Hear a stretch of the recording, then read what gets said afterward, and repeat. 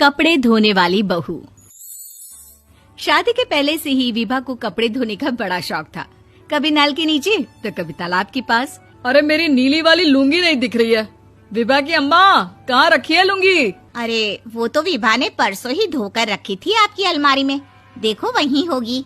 वो ना मैंने आज धो दी, मुझे लगा कि गंदी हो गई होगी। अरे कैसे गंदी हो गई थी, उसे तो मैंने पहना भी नहीं। हे भगवान, इस लड़की के कपड़े धोने की आदत से परेशान हो गया हूँ मैं। जितना तो घर में राशन नहीं आता उससे कहीं ज्यादा डिटर्जेंट पाउडर का खर्चा है। इसकी शादी करवा दो, शादी जाए अपने घर में ही करे काम, फिर चाहे घर के कपड़े धोने हो या पूरे गांव के। हाँ ठीक बोल रही हूँ, देखता हूँ मैं कोई लड़का। वो दिन भी आ जाता है जब विभा को देखने लड़के वाले आ जाते हैं। लड़की मुझे अच्छी लगी। होने वाली सास कहती है, बेटी अगर कुछ पूछना है तो पूछ लो। वैसे तो हमारी लड़की बहुत ही शर्मीली है, जो बोल दो वो मान लेती है, इसे क्या पूछना होगा। अरे कैसी बात कर रही हो माँ, मुझे इन लोगों के घर रहना है, सवाल तो कई है। हाँ हाँ बेटा पूछ लो ना, क्या पूछना है। आप लोगों के घर कपड़े कौन धोता है? सास का मुंह बन जाता है। देखो अगर तुम ये कहना चाहती हो कि तुम्हें कपड़े धोने नहीं आते तो सुन लो, कपड़े मैं ही धोती हूँ, लेकिन तुम्हारे आ जाने के बाद मैं रुमाल तक नहीं धोऊंगी। अरे चुप रहना भाग्यवान, बहू बेचारी घर आई नहीं, उसे डराना शुरू कर दिया।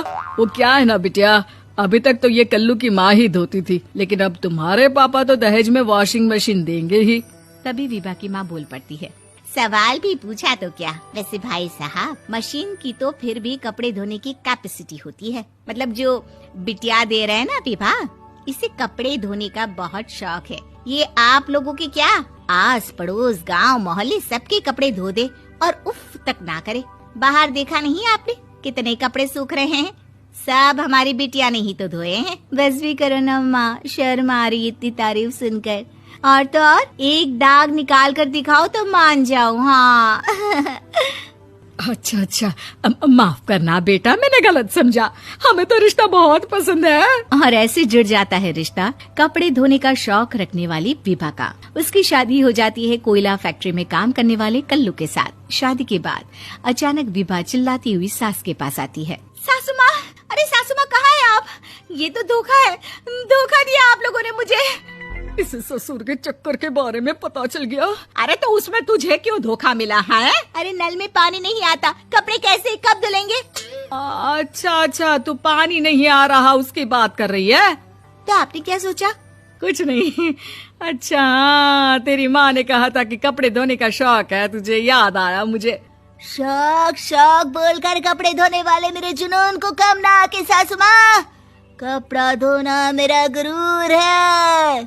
तभी पति भी वहाँ आ जाता है। अभी मैंने इसे सनी देओल की फिल्म दिखाई है, उसी के डायलॉग मार रही है माँ। अच्छा सुन, साफ साफ बता रही हूँ, पानी सुबह 4 से 6 और शाम को 10 से 12 आता है, समझी? विभा टाइमिंग सुनकर हैरान हो जाती है। ये क्या भूतों का मोहल्ला है? सुबह 4 बजे उठकर कौन कपड़े धोता है? 4 बजे टंकी में पानी जाता है, फिर सारा दिन धोना ना, किसने मना किया? अरे कैसे बात कर रही हैं? 200 लीटर की टंकी में कितने कपड़े धो लूंगी मैं, सुबह ही उठ जाऊंगी मैं। अब क्या था, विभा सुबह 4 से लेकर रात के 12 बजे तक कपड़े ही धोती रहती। एक रोज सास पड़ोस से निकलकर कहीं जा रही होती है कि साथ वाली कहती है, हाँ कल्लू की माँ, जरा ये बताओ कि 2 साड़ी है, 2 ब्लाउज और एक पेटीकोट और एक नाड़े वाला लंबा कच्छा। हाँ तो? अरे तो क्या, कितना लोगी धुलाई ये बताओ। धोबन दिख रहे हैं हम क्या? हमारे पति सरकारी नौकरी से अभी रिटायर हुए हैं और बेटा सुपरवाइजर है कोयला फैक्ट्री में। धोबन समझ रखा है हमें? हाय रे कल्लू की अम्मा, माफ कर दो, वो तो मोहल्ले में यही सब बता रहे थे कि तुमने बहू को कपड़ा धुलवाने के काम में लगा दिया है। सास को पड़ोसन की बात सुनकर गुस्सा आ जाता है। वो घर पहुंचती है जहां घर के बाहर ही इतने सारे कपड़े सूख रहे होते हैं जितने कि किसी धोबन के घर पर। अरे ओ कल्लू की दुल्हन, बाहर निकल। माँ जी यहीं आ जाओ, बाथरूम में चादर धो रहे हैं हम। अरे अभी हम धोते हैं, तुमको बाहर निकलो। ये आस पड़ोस वाले बोल रहे हैं कि हम बहू से कपड़े धुलवा कर उसे कपड़ा धोने वाली बना दिए हैं। अरे छोड़ो ना माँ जी, किन लोगों की बातों में आती हो? आस पास के लोगों का तो काम ही होता है कि वो किसी तरह सास बहू को लड़ा दे। बहू सारे घर के कपड़े धोती है, ये क्या कम है? बोलिए। सास को भी लग जाता है कि वो बहू का ये सनकीपन नहीं छुड़वा सकती, इससे अच्छा है कि खुद ही चुप हो जाए। एक रोज सास और बहू मंदिर जाते हैं, जहाँ सास की साड़ी वहाँ खड़ी भीख मांगने वाली से मिलती है। माँ जी क्या बात है, आपकी साड़ी उस भिखारन से कितनी मिल रही है ना? हाँ हाँ, देखो तो दोनों की साड़ी मिल रही है। क्या बात है कल्लू की अम्मा, तुम खुद को तो अफसर की बीवी बताती हो और ऐसी सिंपल सी प्लेन साड़ी पहनकर घूमती हो। सिंपल और प्लेन नहीं है ये साड़ी। तो क्या सोने के धागे से फूल बने हैं? कुछ भी सासू माँ, कुछ भी।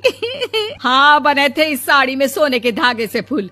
मेरे पति लेकर आए थे मद्रास से स्पेशली मेरे लिए 10,000 की। ताहे भाई साहब इस भिखारन के लिए भी सेम टू सेम साड़ी लेकर आए होंगे 10,000 की। सास उस वक्त कुछ नहीं कहती, लेकिन बहू के साथ घर आती है और अलमारी से एल्बम निकाल कर लाती है। ये साड़ी देख रही है, ये वही साड़ी है जिसे मैंने अभी पहना था। इस साड़ी में ये जो चमकदार फूल दिख रहे हैं ना, ये सोने के धागों से काढ़े गए हैं। लेकिन तू लोकल वॉशिंग मशीन ब्रश से घिस घिस कर सारे फूलों को निकाल कर साड़ी प्लेन कर दी। मुझे माफ कर दीजिए सासू माँ। और तो और, जब मैंने तुझे तेरी गलती के लिए कुछ नहीं कहा, लेकिन तूने तो सबके सामने मेरा मजाक ही बना दिया। क्यों? बहू को समझ में आ जाता है कि अब से उसका कपड़े धोना बंद।